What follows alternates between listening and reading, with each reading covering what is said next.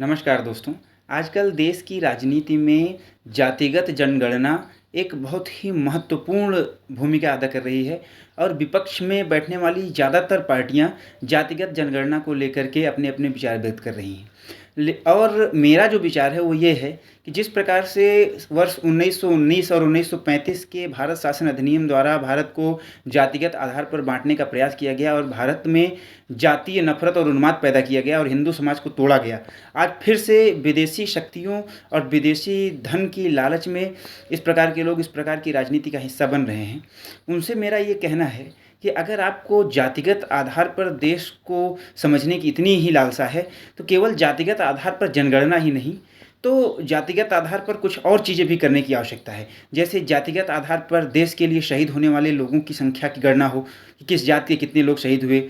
जातिगत आधार पर देश के लिए अपना महत्वपूर्ण योगदान देने वाले, महत्वपूर्ण खोज करने वाले, महत्वपूर्ण इन्वेंशन करने वाले या देश के लिए, देश के विकास या देश के वैश्विक उत्थान में अपनी महत्वपूर्ण भूमिका निभाने वाले जो लोग हैं, उनमें किस जाति के कितने लोग रहे हैं।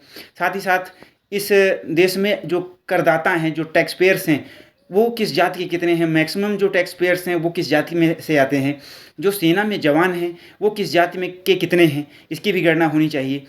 साथ ही साथ जो सरकारी योजनाओं का लाभ ले रहे हैं, सरकारी सब्सिडी का लाभ ले रहे हैं, सरकारी आवास का लाभ ले रहे हैं, सरकारी राशन का लाभ ले रहे हैं, उसमें किस जाति के कितने लोग हैं, इस बात की भी गणना होनी चाहिए। और साथ ही साथ जो चोर हैं, डकैत हैं, गुंडे हैं, मवाली हैं, बलात्कारी हैं, देशद्रोही हैं, जिनके ऊपर एनएसए लगा हुआ है, जिनके ऊपर गुंडा एक्ट लगा हुआ है, जो जिला बदर हैं, जो भगौड़े घोषित हुए हैं, ऐसे जो अपराधी हैं, उनकी जो संख्या है उसमें जातिगत आधार पर किसकी कितनी संख्या है, इनकी भी देश में गणना होनी चाहिए, तब सही स्थिति सामने आएगी।